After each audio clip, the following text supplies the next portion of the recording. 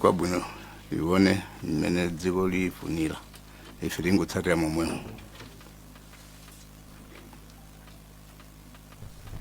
Mwamaliza? Tamaliza. Zikomo kwambiri. Mwina tisanabwereko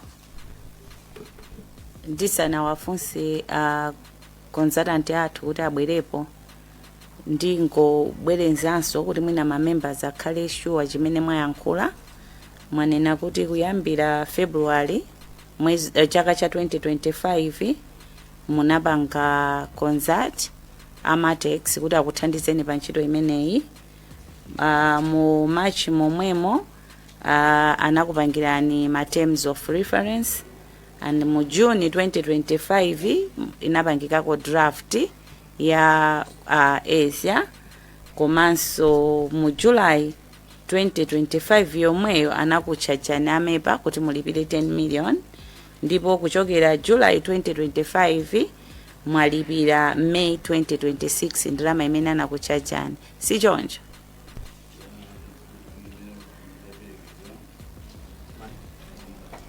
March. Sorry. Co-chair, Papange on my. Sorry. You chair.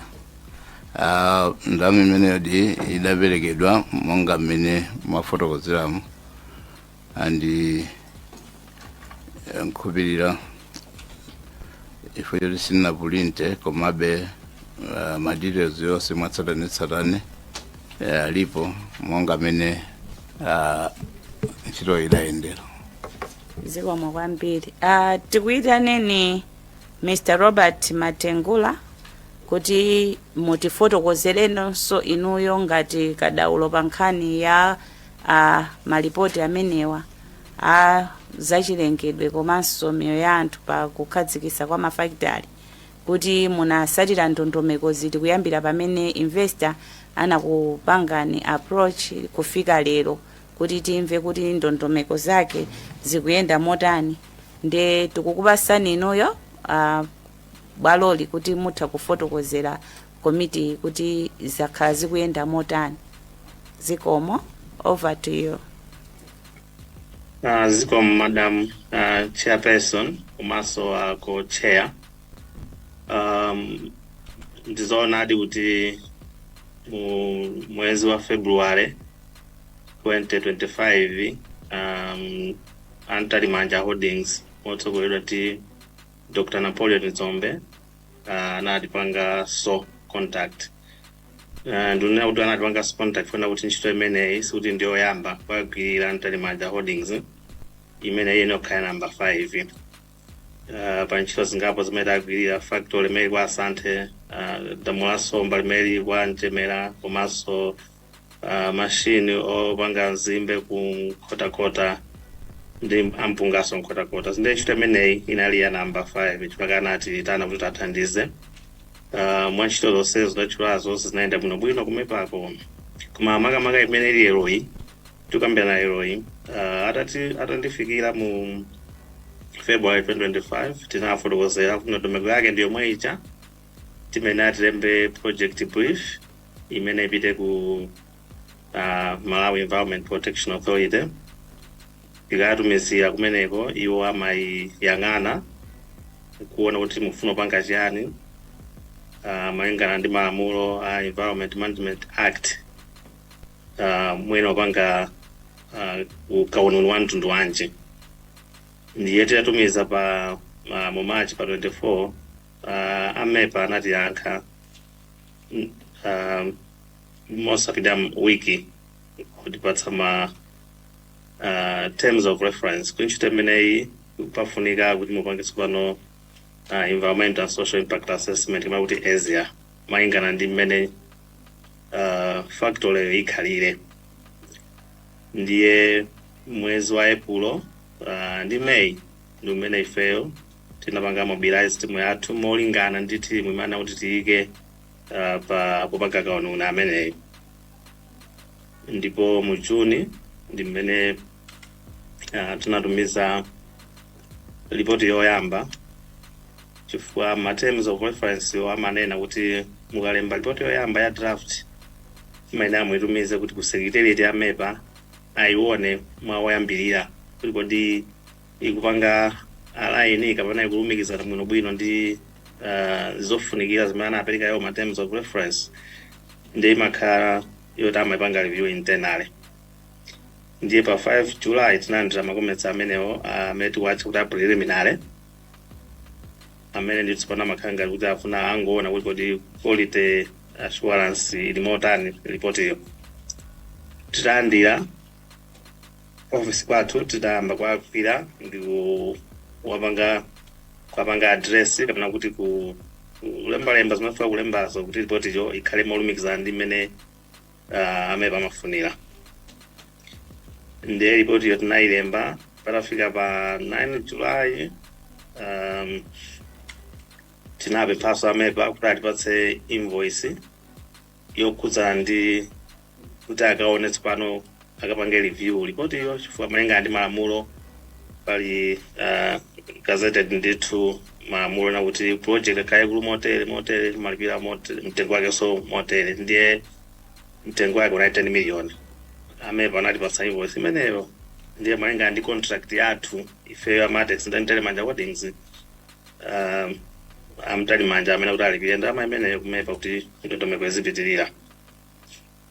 Ndiye ripoti iyo tinayimaliza ife mwezi umene wa July kumano timadika kuti Mtalimanja apange akalipire ndalamayo akalipira timatenga receipt yalipiridwa ija timapanga attach ku report ija kuti kapita sono for technical review ikhale kuti ndalama yalipiridwa. Ndipo monga afotokozera bwanawo March 19 ndi pamene adakalipira ndalamayo ndipo titalipira ndalamayo ife tinayitenga report tsiku losachera pa 20 March. May I interrupt you, please? We've got a point of order. Yes. Thank you very much, Chair. I wanted to request that when he's mentioning months, he should also mention year, because we are getting confused. Which March, which year?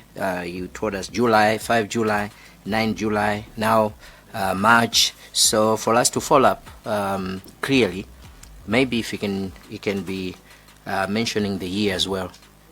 Thank you, Chair. Thank you so much. I hope mwamva bwinobwino mena nene. Yes, through chairs komo olemegezeka. Ndingoyanso kuti ndatumiza statement yolembedwa ndiye mwina pakakhaso zina mwina mukhoza kupangalifa ku statement imene ndatumiza yolembedwa malinga ndi process nakhalira. Ndiye mwina kungochita kuti pesa madate walongosoke tinene motere kuti February 2025 tumana atipanga contact ife Mtalimanja Holdings split amechita imeneyi. Ndipo pa 24 March 2025 pamene tinatumiza brief kumepa. Ndipo pa 26 March 2025 pamene amepa anatipasa ma terms of reference okuya ntchitoyo kuti yambepo. Atatipasa ma terms of reference pamene tinayamba ntchitoyo ndithu kupanga kaununa ameneyo.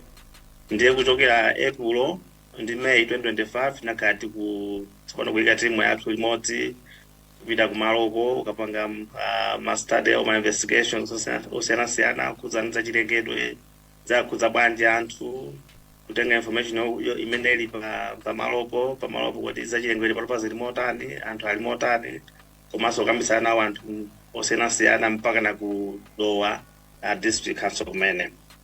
Ndiye tinakhala tumiyezi imene wa April ndi May 2025 tikulemba kapena kuti kupanga uno amene mpaka na kukalemba draft yoyambirira. Ndipo mu June 2025 ndamene tinapanga submit report yoyambirira kwenikweni imene amati imapita for preliminary technical review kuti ayione kuti ikuchita align ndi ma terms of reference iwo. Ndipo pa 5 July pamene tinalandira ndithu ma comments 5 July 2025 ma comments oyambirira okutsira ochokera ku preliminary review imeneyi. Tinayamba kuwaona ndipo pa 9 July tinafunsa pa 9 July 2025 tinafunsa amepa kuti atipatse tsopano invoice yoti yokhudza ndi kuti akamapanga review imene kulipiridwa. Ndiye invoice yo 90 million monga fotokozeramo ndipo invoice yo malinga ndi contract yathu ndi bwana Nzombe kontra Mtalimanja Holdings tinatumizira kuti akalipira ndikuti ife ali pasakoli sitilo ndi timapanga atache kulipoti kuja kuti tipatukepange submit formally for technical review. Ndikuti zimenezo zichitika mu July 2025. Ndiye tinakhabe tikudikira kuchokera July iyo mpaka na March 2026 pamene pa 19 March 2026 bwana anakalipira kama ula ntema ndi anakalipira fizio kuti patsa ife kutenge wali sitilo nkupanga attach report nakapanga submit siku losatira limene ali pa 20 March 2026. Ndipo chapanga submit report yo pa 20 March 2026. Pa 22 May 2026 tinanja pano tinamba kuti anakumana advisory committee on environmental and social compliance and enforcement atakumana ife tinanja ndithu pa 1 June feedback kapena kuti official outcome letter ndi ma comments ndi observations committee imeneyo. Ndipo ife monga machito athu kuira ma comments o kupanga address kupanga revise kupanga ndithu ndondomeko mafuna tipangiremo. Ndiye pa 17 June 2026 tinapanga tsono submit revised report kupanga tsono address ma comments panokidwa laizaja ndipo inapangidwa submit pa 17 June yo kumene report ija revised report. Pa 26 June 2026 tingoti muna mawika awiri apitawa komiti jaso inakumanaso ndi tinapoti report jaso anayikambirana ndipo anayiona kuti anaokhutira nayo report iyo zimene zinaperekedwaso zimene zinalembedwaso ndikuti ma comments amene anaperekawo tinapanga address. Ndipo katayo yokamba zimenezo tinayileta pa 3 July 2026. Ndiye kuchokera pa tsiku latandatu kata imene ifaso muna ma comments ena ngoti mnatonjezere apo ndi apo sinapite ku board tikwakwira ndipo atipasa mpaka na pa 24 July kuti timalizitse titumize report tipene pa 24 July. Ndiye mwasayansa wake nkhani yona kuti panga panopa ikupanga kumalisa report iyo kuti ipite ku board malinga ndi kata imene tinandira imene itakumana committee pa 3 July 2026 atakambirana kuti report ayipanga recommend for board approval. So mwina chairpersons ndi mamember also olemegezeka because na kuti pakali pano ndi pamene tilili kuti ife tikugwira ntchito yathu timalizitse maso tatumizira aku board kapena kuti akumepa ikuti zikapita ku board pa meeting imene pa 24 wiki amawali lachisanuli. Ndiyesa kuti ikuzosiya kumene pakali pano chairperson zikomo. Zikomo kwambiri chifukwa cha ndondomeko yabwino imene mwati yalira. Takutsatirani bwino kuti kuyambira April kufika May wa 2025 mumakhazikisa ndondomeko achatimati TORs kuti mugwira ntchito motani. Komanso mu June 2025 munalemba draft report yanu yoyambirira ya kaununi wa chilengedwe komanso miyo ya anthu pa kukhazikitsa kwa kampani imeneyi. Komanso July 5, 2025 munapereka zikalata ku MEPA, ku bungwe la MEPA. Pa 9 July 2025 MEPA anakupasani invoice ya 10 million yoti mubereke monga mene zimakhalira ndondomeko yake. Mu July 2025 kufika ku March 2026 ndiye kuti munali mukudikirira kuti mulipire ndalama imeneyi imene anakuchajani MEPA. Komanso March 2026 munalipira ndalama imeneyi ku MEPA. Pa 20 March 2026 mutalipira MEPA munaperekanso zikalata zanu ku MEPA zosindikizira kuti mwalemba zonse zimene zimafunika komanso mwalipira ndalama. May 2026 body inakumana ndipo inakupasani feedback yoti mutsatire. June munalandira kalata kuchokera ku komiti imeneyi. June yemweyo pa 17 chaka chinocho cha 2026 munabwerenzanso kuonjezera zimene anakuwuzani kuti muonjezere mu ripoti imene munawonjezera ndipo munabwenzeranso ku bungwe la MEPA pa 26 June. Ripoti yomwe munabwerenza imene munayikamo zina ndi zina zimene zinali zosowekera munayiperekanso imene inakakhaliridwa pansi ndi anzathu a MEPA pa 3 July. MEPA yakulemberaninso ni kalata pa chiganizo chimene apanga board imene inakumana ndi choncho ete. Ndondomeko ndi momwemo kungoti kuna tisaina kuti board tipeza board sinakumane kuma committee ya assess ndima ya technical kuna tena John for board sinakumane chabwino ndiye kuti panopa nkhani ili m'manja mwa inuyo ngati consultant kuti akuwuzani zoti muchite ndi mukugwiragwira kaye si choncho. So monga tena mujana kuti ingoti wiki yatha ndimati patsa feedback yo siku zoti yomalizira fana kumanaso ndiye pali mfundo zingapo zimafuna tizuunikireso kuti kamapita ku board kayo tazuunikira ndiye atipasa mpaka namba 24 kuti 24 July kuti tikachita apanga addressing nkhani zimenezo report yezipita ma iwo ngata technical aipanga recommend for approval report yo kuti board akaipanga approve. Zikomo kwambiri. Ndilola mamembala a committee kuti afunseko mafunso ndi kuti mafunso amene akhale akufunsa azifunsa a investor athu a developer komanso ino a consultant ndiye kuti mafunso amene ali opita kwa Dr. Ntalimanja Dr. Dzombe azikhala kuti mamembers mukamafunsa mu auza ndithu kuti funso lindilawo ndipo funso lopita kwa consultant muziteronso kuwadziwisa kuti ndi funso lawo. Ndikuloleni mamembers nditenga mafunso angapo ndi cholinga choti tithe kukwanisa memba wina lese kuyankhula. Mwina secretariat mutithandizeko kuti Dr. Dzombe akhale mpolemba kuti akhuza omalemba mafunso amene akufunsidwa kuti asayiwale.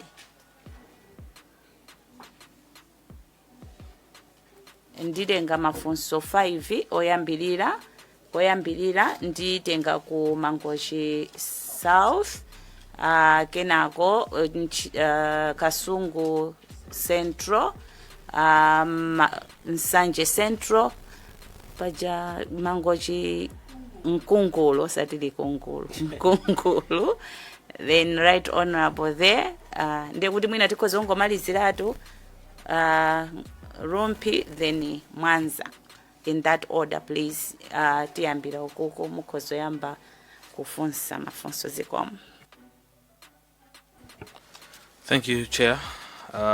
Through you, my question is going to the consultant himself. As to the last point, funso lomalizira limene a consultant athu ayankhula kunena kuti anauzidwa kuti akaunikire zinthu ziwiri zitatu mfundo zomwe atakaunikire. Can we please have those mfundo anauzidwazo kuti ndi zitizo zimene mukuyenera kuti mukaunikirezo amene mukakonze as a committee? Can we please get that information from you, the consultant, so that we know kuti ndi zitizo zimene munauzidwazo kuti pofika ku last phase imene mukuthamangisana nayo kodi zimene akuti mukapangezo ndi zichani? Can we have please that? Thank you. Through you, co-chairs, funso langaso likupita kwa consultant likhala likuyambira pamene achimwene anga ku Mangochi asiyira kunena kuti mukufotokoza kwanu ndikhulupirira mwina mmathamangisana ndi nthawi koma nthawi yapangidwa kuti Amalawi amvetsetse nkhani ndiye tisafulumire kwambiri. Mmene munanena kuti panali ma issues kuyambira mu June zimene anakuwuzani kuti mukakonze ndiye munanena kuti munakakonza kameneko kanali koyamba kukupasani ma observations and recommendations. Mwazabwerezaso kuti atakupatsani zimenezo zinazatulukiranso kachiwiri kunenaso kuti mukakonzenso zina, koma munanena ndithu mobwereza kangapo konse mmene ndimamvetsera kunena kuti amanena kuti palibe vuto muthu opitirira pa technical report pamenepo, koma timafuna kuti amalawi atadziwa kunena kuti kodi mavuto amene munkakonza oyamba anali chani ndiye munawapanga address motani, mavuto achiwiri anali chani ndipo munawapanga address motani. Pano pamene mwapereka mukuyembekezera kupereka draft yomalizira, mavuto amene mapanga address mmene monso ndi chani, ndimafunanso mungotitsimikizira kapena kuti confirmation mwanena kuti mwalandira kalata ya ma outcome kapena yokuuzani zinthu zoti mukonze pasanafike pa July 24 pamene pakakhale board, koma kalatayo mmene ndimawerenga apa yalemba kuti today, then mafuna kuti mungopanga confirm kuti mukati mwalandira today, does it mean mwalandira lero ndi pa 15 kapena mwalandira dzulo pa 14, komanso mwanena kuti kalatayo it's dated 3 July. Fukati mafuna tingoona kuti tithe kudziwa kuti kodi nthawi imene mwalandira kalata kuchoka lero kufika pa 24 July imene board ikakumana ndi nthawi yokwanira. Zikomo kwambiri chair. Zikomo Sanje Central. Zikomo co-chairs maso Dr. Zombe. Nimafuna ningonjezera funso mene afusa anzanga kwa consultant. Mafuna ndidziwe kuti pa ma issues amene ankapangidwa rezi ndi amepa pali issue iliyonse imene mwina inuyo mukuiona kuti inali extraordinary ngati consultant, because mukhamugwira nawo ntchito amepawa ma project ena akale akumbuyo amaenda I think muno bwino, kuma for this project pa ma issues imene amepa kupanga rezi pali china chake chimene mukuchiona kuti nchodabwisa kapena akupanga ngati zimene amapangira nthawi zonse. Funso langa lachiwiri kupita kwa Dr. Zombe, kuyambira pa nthawi imene anapereka invoice amepa I think mnali mu July, pa 9 July mnakalipira mu March, papita pafupifupi mezi 8 kapena 9.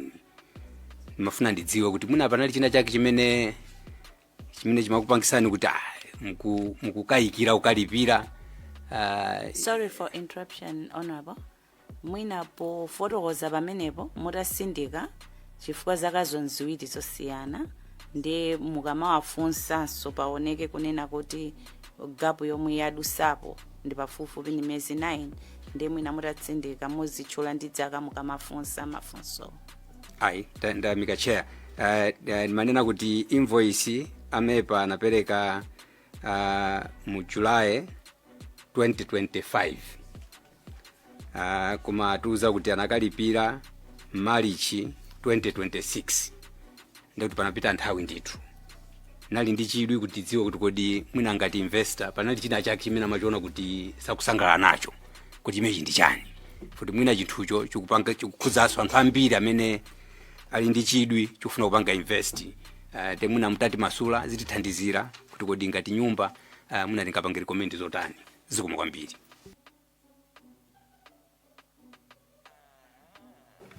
Zikomo kwambiri chair. Mafunso anga ena afunsidwa kale ndi ndingonjezera limene sinafunsidwe ndipo likupita kwa Dr. Athu. Kuyambira pamene mwalipira ndalama imene munafunsidwa kuti mulipire 10 million kufikira tsiku la lero ikuoneka kuti ndi nthawi yochepa, komano mukufotokoza kwa a consultant zikuoneka kuti ntchito ikugwirika ili nkati ndi tusida ime, komano mukufotokoza kwa Dr. Athu anena kuti panopo agwa mphwayi agwa ulesi kuti ntchitoyi basi yakanika.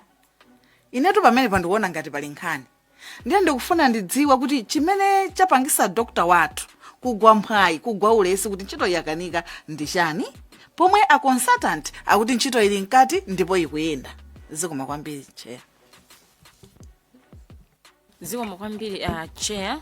Ineso mafunso ena amene ndimati ndifunse afunsidwa kale koma mwinaso kungonjeza ndimafuna ndifunse kuti kodi apart from nkhani ya Asia imene ili report ya ku environment paliso pena pake pamene niyo mukumaona kuti pali malodi block ena amene akukukanikitsani kuti project ingapite chifukwa patukamba za Asia koma ndikudziwa kuti pali ma stakeholders ambirimbiri amene ali involved kuti inu muthe kuyamba business imene yopanga fertilizer. Ndimafuna ndidziwe kuti paliso pena pake pamene mukumaona ngati pakukola kolani apart from nkhani ya Asia komanso Asia yo akapanga submit pa 24 and hopefully body itakumana at whatever date imene apereke ndikuhopera kuti if we are positive kuti mwina apanga approve kodi nde kuti factory chaka chinocho mungathe kupanga be produce fertilizer fuka ambiri chimene akudikira nduvo kuti kodi ngati itapezeka kuti zavomerezeka zatheka kodi nde kuti for this coming year mungathe kupanga be produce kapena nde kuti zakukanikitsaniso kuti chaka chino simungathe kupanga produce fertilizer komanso consultant mene mumapanga consult obviously nkhani ya Asia inyo being an expert mumadziona kuti it's a requirement pa ma project akulu ngati amenewa ndipo munali mutaona time span kunena kuti tizapezeka kuti apapa takwanitsa ntchito yathu tufuna kuti ma steps watatenge motere. I know that's why munapanga mwansanga koma no gap yomweyo imene anafunsanso anzanga kuti kodi between July ndi March simunaone ngati gap imene janso ndi contributory factor yonena kuti mwina kukhanga tikupanga delay process imene mmafuna kuti ichitike ziko.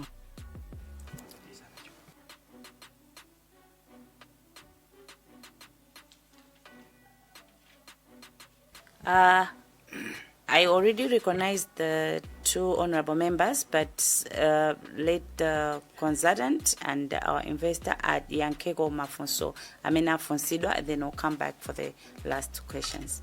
A consultant Mafunsidwa Mafunso, komanso Dr. Atu apa Mafunsidwa Mafunso, nde mwina tiyambe ndino a consultant muyanke mafunso amene mafunsidwa nde titsirizire ndi investor atu ziko.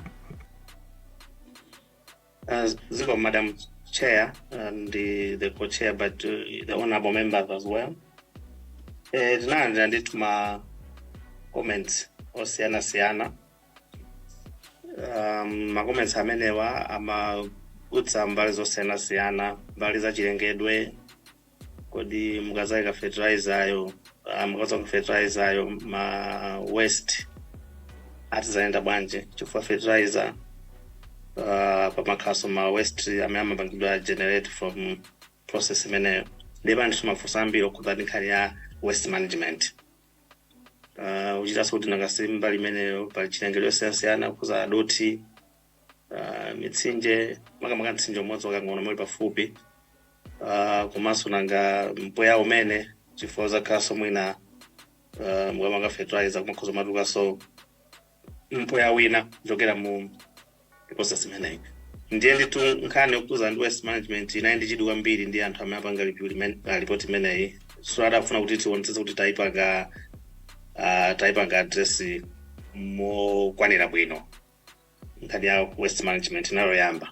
Nkhani yachiwiri inali yokuza ndi anthu amene ali mbali imene kuti mwapanga konzati magulu osiyanasiyana chifukwa mbali imodzi ya Asia process ndi public consultation ndiye adafuna kuti tonse kuti anthu amene ali mbali imene amene angakhudzidwe ndi factory imeneyi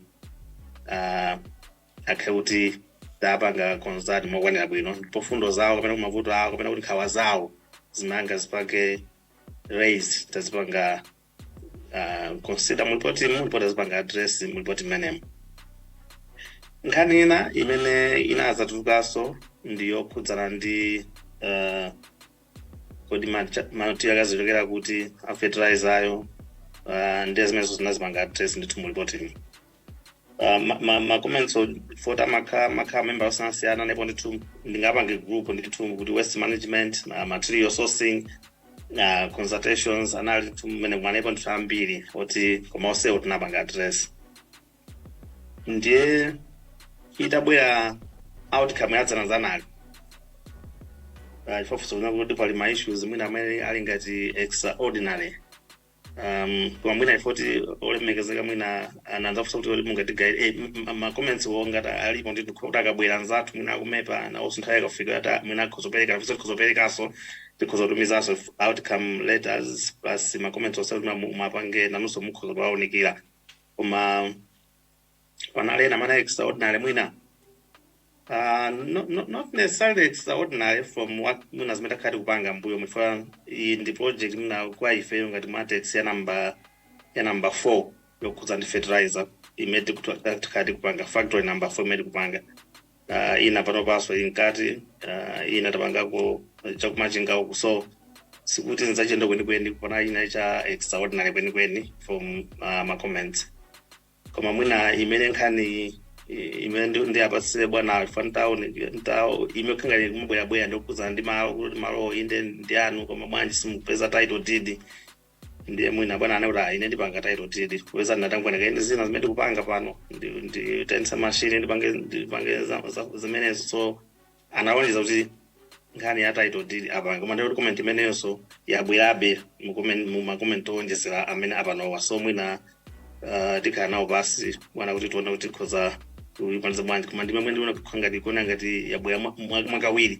ndiye ikhayo koma enawo ndi anyuwane koma ndoti sikuti ndoti angati futi kwapanga address pomafika pa 24 so nthawi mwene yokwanira nthawi ndiyokwanira yoti ma comments amene abwerawo ikhoza kwapanga munaso ndi ntchito ya tsiku limodzi ikhoza kuipanga ntchito ya tsiku limodzi kupatula komwena nkhani yokuza ti title deed 40 yosili m'manja mwathu ndiyofunika anu ake amutali manja kuti anene kuti tipangane bwanji fa amene awapanga review afuna nthu title deed ya malo ikhalepo kuchita kuti mwina mabokosi pamawa pano nkhani ya malo kuti kuzokhala motani ndiye mulinga ndi malamulo okuza ndi malo ndiye mwina nkhani imene ndiyoti ayina kuti ingatijamise kupang'ono manikuwa kuti popeza bwanawo tikambiyana kufotokozerana mwina ikhuzanso kuiona kuti tiunikire motani kuti tipereke uthenga wanji kuti title deed yo ayipanga process ndipangidwa akwaya kapatsidwa nthawi kuti patsiku kuti mutatipangira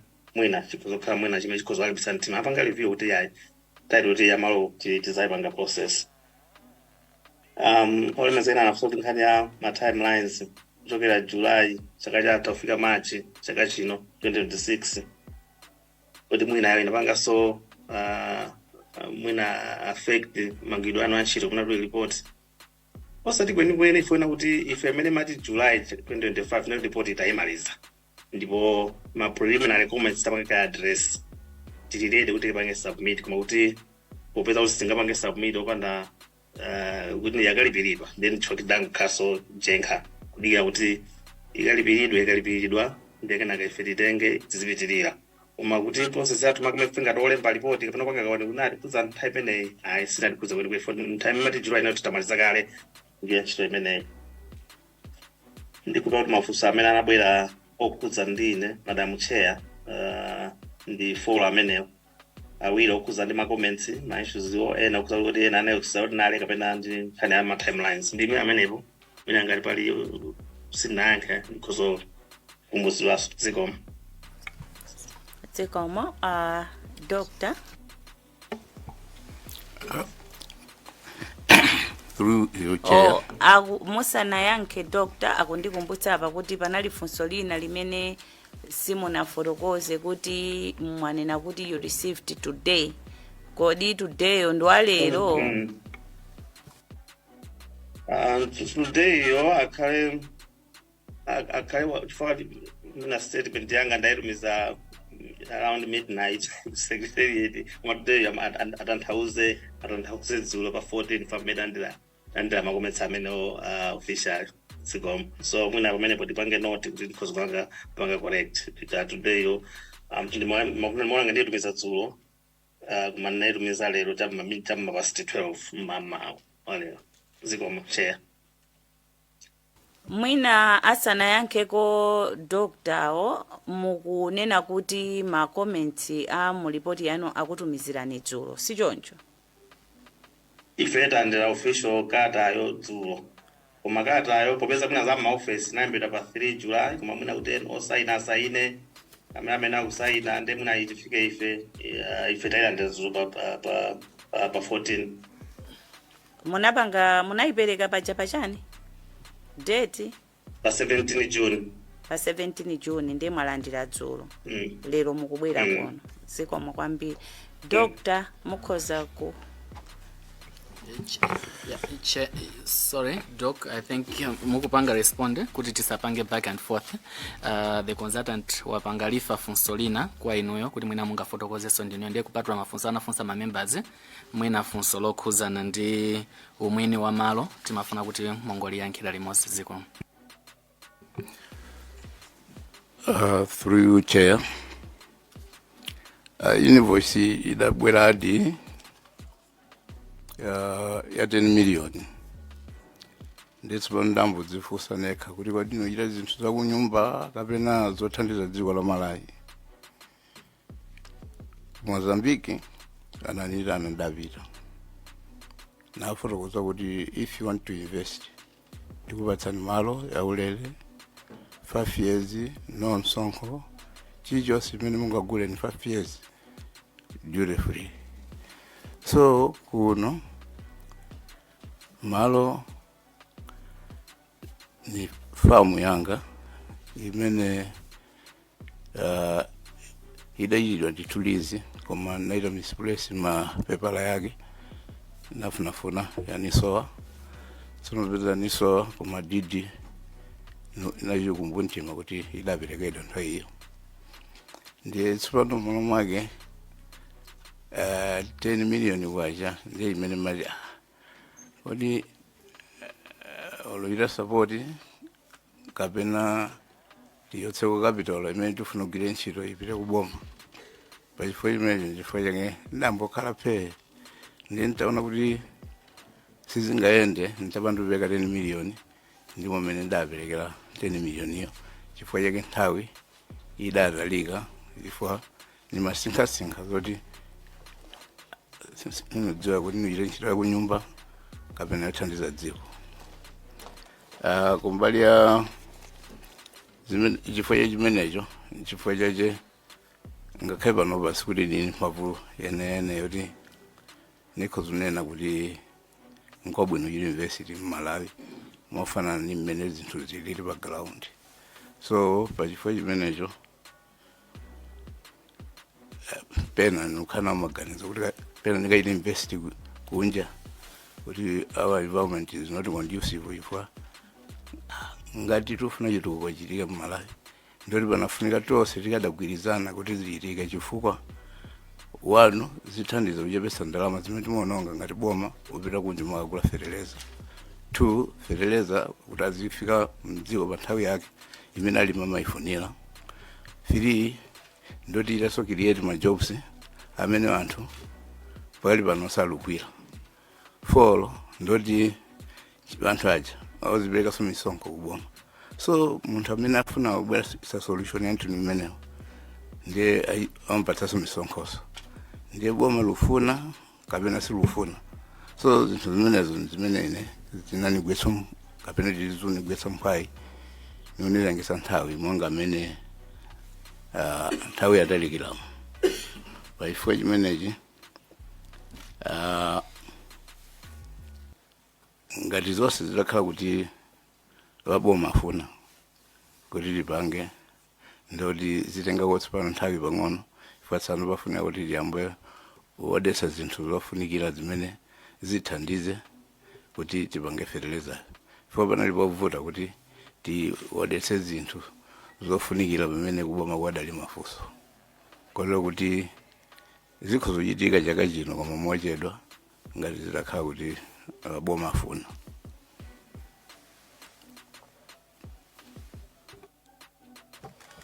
Yankha mafunso onse ya ngani ya malo anayiyankhula kuti ni malo awe. Okay, so we've got a supplementary question here, and then can I first take the 2 questions that were left out? I already recognized them. So after those 2 questions, then we'll take the supplementary questions, And yes, so I'll start with Rompi West, then Mwanza Central, then Karabe there, and then we'll take the supplementary questions in that order, please. Choyamba chair ndithokoze kuti ma-co-chairs nonse mwayesesa kuti atolankhani owonjezera pa parliament ayambe kuoneka, chifukwa ndi madabwa kuti pamene dandaulo limayamba kumveka atolankhani ambiri anali ndi chidwi yopereka nkhani ya vuto, koma lero tufuna opeza yankho atolankhani samapezeka. Ndeli madabwa kuti kodi vuto afuna be kuti tizifika ndi nthawi yoti Napoleon Zombe abwera, komanso ena abwera, komanso aphungu alipo kuti tipeze yankho, chifukwa m'Malawi afuna fetereza. Chifukwa chake tapempha kuti tiyankhule mchiyankhulo choti wina aliyense amve. Zikomo kwambiri chifukwa choti thandiza kuti atolankhani ayambe kupezeka, komanso ena kumene abisala kwa abwere. Funso langa loyamba ndifuna ndipite nalo kwa consultant. Company inayamba mu 2025 ndipo muzithuzi zimene tikuona kuti inamangidwa kale, chilichonse zambiri zoti zili kale pamalo. Mukuona kwanu kuchoka mu February kuzafika mu July 2025, June 2025, mukuona kuchedwako kutha kukhala kuti kunali invisible hand imene imachedwesa zinthu kuseriko, kuchosa kupyolera pa nkhani yosapereka ndalama mwamsanga. Yachiwiri, pakali pano investor akudandaula kuti akuona ngati kuti misonkho yoti iwowa achite ndi ambiri. Pa 10 million imene anapereka kwa salaso ndalama ina imene itha kuperekedwa akavomerezedwa kuti ayambe. Kwa Bambo Zombe ndikuyamikireni, kamaona mmene mudayambira ambiri tikulimbikisidwa kuti nafeso titha kuzafika pamene mulipo. Komano nkhawa zanu zimene muli nazo ngati patafuna thandizo, mukufuna mutathandizidwa bwanji kuti zinthu ziyende mwamsanga, chifukwa zina zimene mwadandaula zili m'malamulo a dziko lino amene akuyendesa mabungwe osiyanasiyana, kaya ndi aku auction, kaya nza chipatala, kaya ndi amepawa. Mufuna mutathandizidwa bwanji mwamsanga kuti chidwi chanu chipitirirebe. Ziko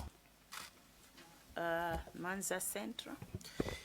Zikomo kwambiri a chair ndi a co-chair.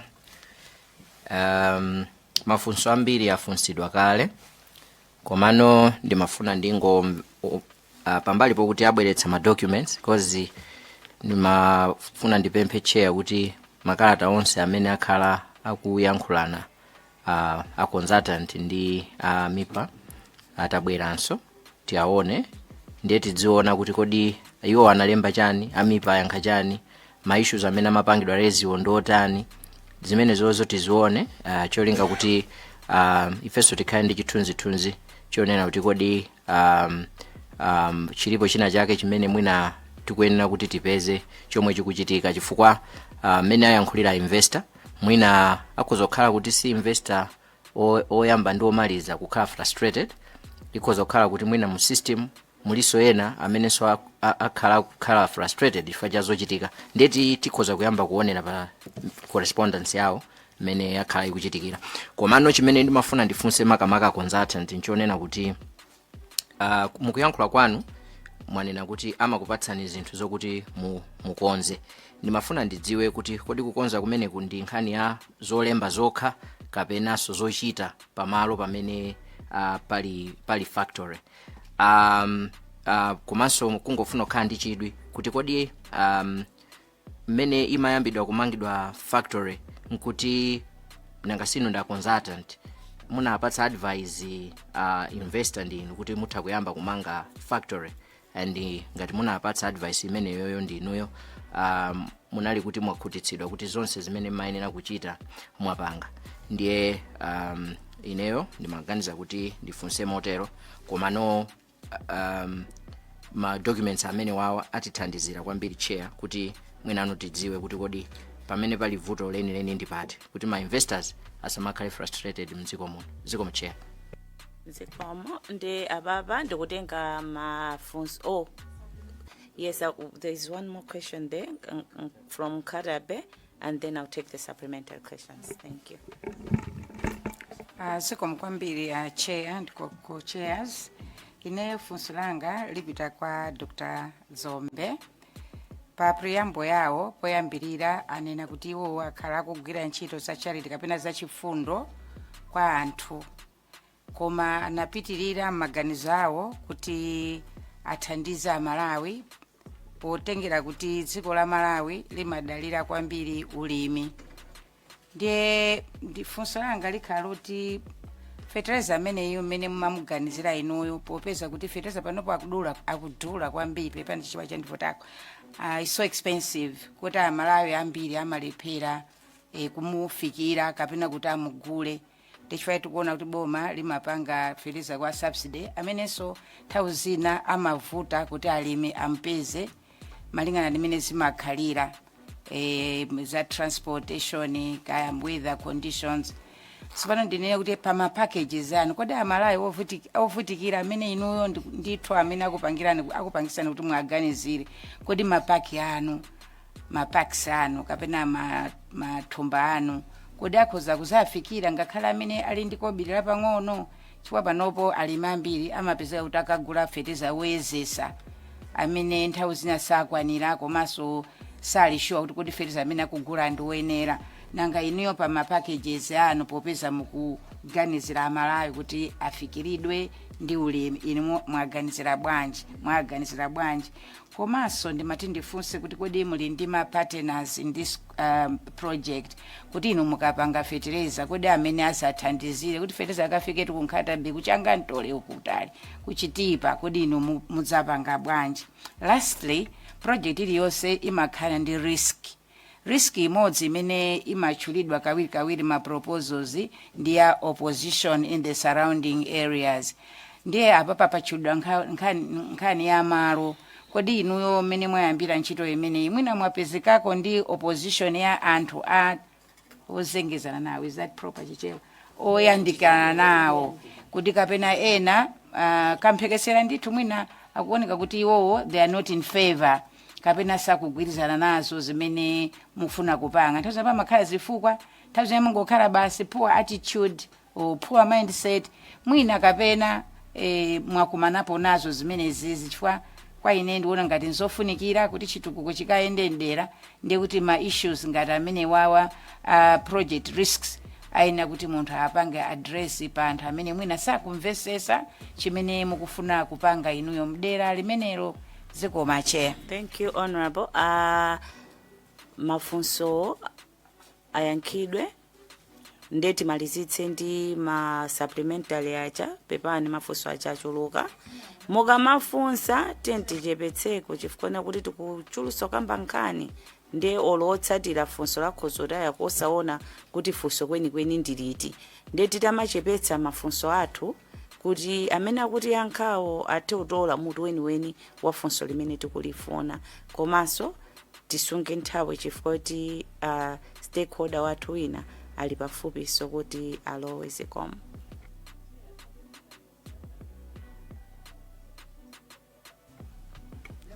Ngati silipita kutali kwambiri Fonsani. Thank you very much, Chair.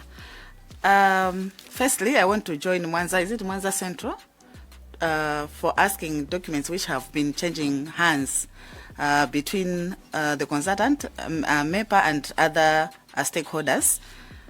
Ndinene kuti mukufotokoza kwawo kwa a consultant anena kuti iwo watapereka report anayankhidwa nkuzidwa kuti akhonze izi zimene azitchula then anakhonza nkupereka so report nkuzidwa so kuti mukhonze izi. My question is kodi zimene amakuwuzani kuti mukhonze kachiwirika ndi zinthu zoti poyambirirapo zina anakuwuzani ndiye simunakhonze kapena zinali zinthu zokuti zinabwera mwatsopano kuti poyambapo sanakuwuzeni chifukwa munafotokoza kuti anakuwuzani kuti mufotokoze za waste management inuyo ndithu ripoti limene munkapereka poyambapo simudafotokoze ndithu za waste management kapena awawa ndantopola chaba amangofuna kuti muzingofotokoza zikoma kwambiri cheya zikoma tabwino malizitsani. Thank you very much, Chair. Ndimangofuna kuti ningomva clarification pina kama mafunso enawo akhoza kungophatikiza limodzi. Mr. Napoleon aonesa kuti ayankhala mofoka kumapeto kuja mwana kuti malingana ndi nthawi fana zafunsidwa funso lenda kuti chilichonse chitakhala kuti chalinganiziro chatheka. Are they able to proceed? Ali okonzeka kuti apitilize program yawo ndiye kumapeto kuja nazankha ndithu mosonza kuti afoka ndithu kuti bomalo litafuna sana apange clarify bwino. So my question again to the same point is, if titapanga push mbali zonse, are you able to proceed with this currently? Are you able to catch the target? Thank you very much. Zikomo ndikuloleni kuti akonzatante komanso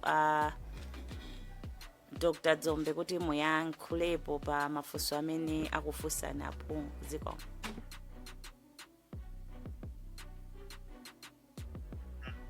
Zikomo, Madam Chair and Co-Chair, Dr. members. Olemekeza kumpi West anafusa mafusa awiri tilipita kuthera kuti mwina ma delays amene amene banali invisible hand. Titenge process imene endera kuchokera nthemene mwina report yapangidwa formally submit for technical review. Ndio kuti tukambaza mu March chaka cha 2026 kufika lero. Sindikuona pa kuti mwina kuzokhala invisible hand mwina from based on the practice made timagwira ntchito yathu nthawi ndi nthawi. Chifukwa report yo even ma feedback mena abwera poyamba imene tatumizeyo inayo yapangidwa kale recommend kuti kupita ku board. So they found the report to be satisfactory. Komabe nangasi opanga review amaona based to a different angle ena pena mwina misadi mwina pena funa apa pa emphasize mwina section pa strengthen based on their technical expertise from their end. So ndikubya kuti mwina siningate upanga speculate kuti panali invisible hand based on the feedback. Additional fees to be paid kumepa 44% ati mataya kumepa fees madalipia kwa na 10 million ndio kumweyo board akakumana kupanga approve report apeleka certificate ya Asia ikatewende kuti palibeso payment nayo zinakozolipira kuza ndi kumepa kapeta ngatanga pale kuti pali ma additional mwina license wakatengewe kuza ntina mwina kapena apa kupanga specify amepa kumokuza ndi process imene tupanga pano ya Asia statement madalipira yokwana palibeso kulipira sonda mainaso ikadosa report imene olemekezeka mwaza central upempha ma document ndipo ma document amenewa mwina tumaona kuti sinema zakuti achokere wifi kapena achokere kumepa koma alipo kuti feedback mene yambayo chifukwa timatumiza matrix imene matrix yomwe kuti document yakuti tipanga address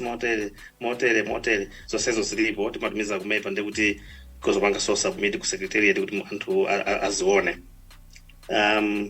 Zochita ndizolemba kuti kapena mwina pali zina zoti zimene zichitika maoko report ya Asia imapanga propose ma measures ma mitigation measures ngati nkhani yokuza ndi mwina ma emissions kuti mwina muzalusa mpuya kuti akuika anthu muzateza bwanji ogwira ntchito mwina muyike mwina anthu azapazo enera ndi zochita zinoti ayenera developers apange kapena ya mwina motokhoza yake chifukwa pamene pali nkhani yokuza ndi fertilizerso ma fire extinguishers ayikidwe ndi pali mwina waste management kuti apafunika pakaika treatment plant ngati kuzachokera madzi ochoka posepo munaweza kuti ali contaminated ndi fertilizer kuti asanafike ku environment kunja kwa factory ku apangidwe atengedwe kupangidwa treat zimene zinozofa zichitika malopo zimene ripoti iyi makhala kuti ikunena tsopano ndekuti akayipanga approve amayikapo ma conditions awo zinawo samepa ndekuti develop amene akapeza mwina ma engineer athandize kupanga zinazomera akumanga chinthucho pamene akupanga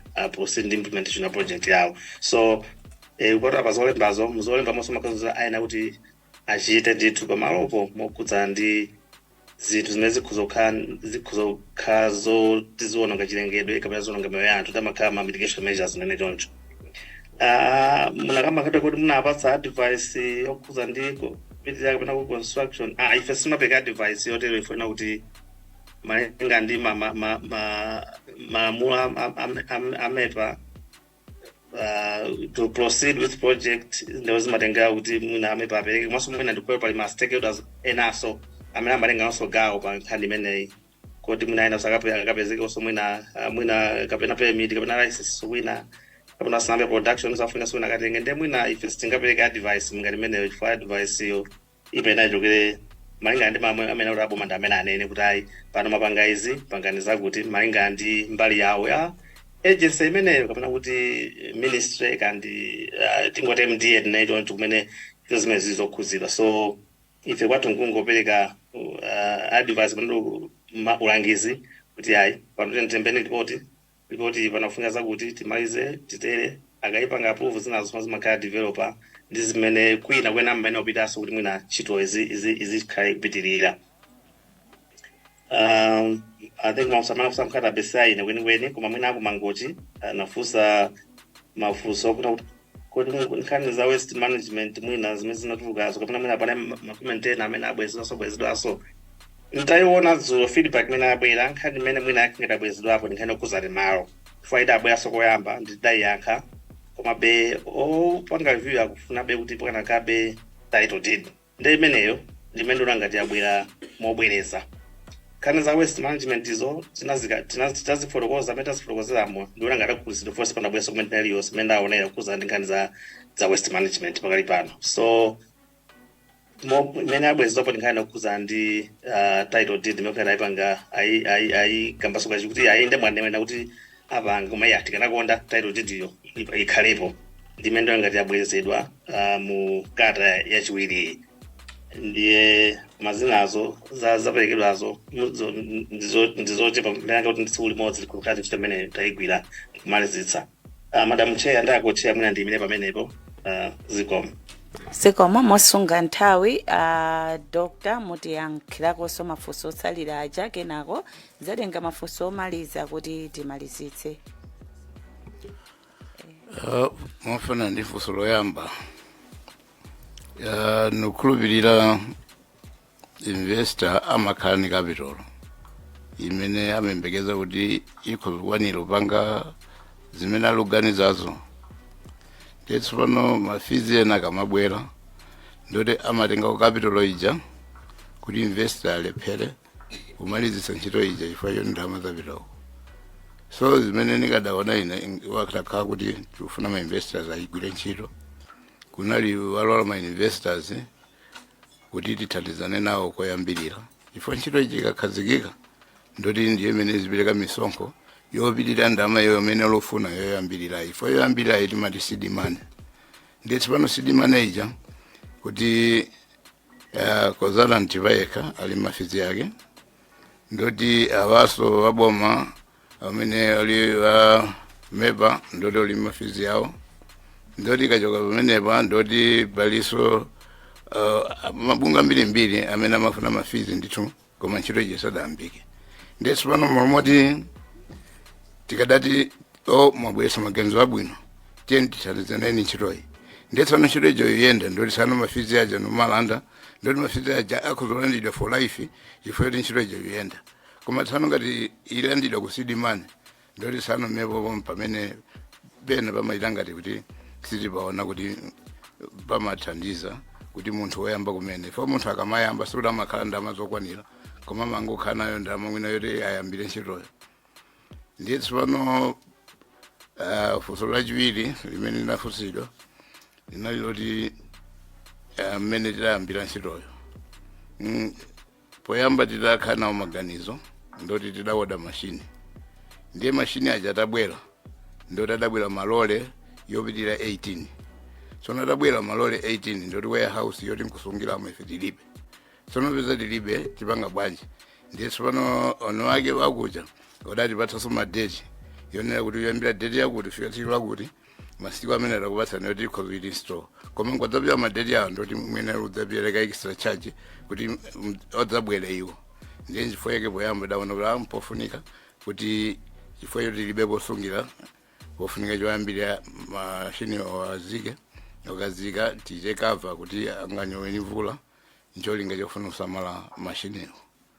Ndiye tsopano mitengo ya fertilizer ya chofuna chathu kwenekwene nchonena kuti upita mmidzi vanthu panopa luso angakhale sopo, komanso mofanana nimene zili panopa chakudya chavuta kale. So malo mwake ngati mitengo ilipo imene ilipo iyi ndoti yembekeze kuti chaka chamawa kukhala njala yoopsa chifukwa anthu sogula fertilizer. So chifukwa chimenecho nchifukwa yake naona kuti ngati tidapanga fertilizer ndoti tikhoziona production cost. Ndiye production cost ija ndiye imene ikhoziuza mtengo umene tikhozowauza wanthu. Koma maganizo athu nthawi zonse timagwira ntchito zachifundo, kota kuti nakhale nigwira ntchito since 2001 kufika na lero, sikuti ndimafuna malipiro koma ndimathandiza wanthu. Koma wanthu popeza nakhale wathandiza zimene zathandiza kuti productivity ya wanthu itsike. Tsono kuti itsike ndiye kuti tsopano kwabwino kuti tiwapatse zosowa zawo kuti anthu aja opitilire kugwira ntchito mwamphamvu kuti yothandiza kukweza malawi mabanja yawo, komanso boma lizipezapo misonkho. Ndiye distribution ya katunduyo ponesa kuti pakali panopa pali makampani angapo amene adanchita kale approach amene tsopano yazizira chifukwa cha mayankho yakuboma amene ali maboma yonse malawi muno amene amafuna kuti azita distribute fertilizer kuti afike kwa anthu onse. Kotero kuti makampani they have expressed interest kuti akhoza kugawa kapena kuti kugulitsa dziko lonse. Koma tsopano popeza zikuchedwa ndiye nangopanga njira ina yachidule imene nangofunsa tsano anthu akumudzi kwathu kuti inu tibweretse ndalama pamodzi. Tikabweretsa ndalama pamodzi ndoti tiwode kwa moda anthuwo kuti tikatero mukhoza kugula pa mitengo yotsikirapo siyana nimene ililipo. Ndiye pakali panopa ponesa kuti wamudzi wathu okha tiwoda pamene anthu othandizika, koma kwinako zitengera boma imene lizionere. Kumbali ya deralo mtapitako ngati akhozunena popeza munthu amakhani ndani, koma anthu akwathu akhala ali behind me nthawi zonse. Kotero kuti sabata yatha yapitayi basi nayitanitsa anthu apakwathuwa kuti chimene chingakhalepo tiye tingosonkhanitsa ndalama popeza zikuchedwa, tingoyitanitsa pa volume yayikulu kuti zikatero mwina mukhaleko ni chakudya. Kotero kuti kwathuko anthu adazilandira kwa basi kuti mwina within 2 weeks tikhala titawodetsa kuchokera kumene mapanga fertilizer kuti kangu kulako tiyaite distribute kadelako tikadadikira izizi.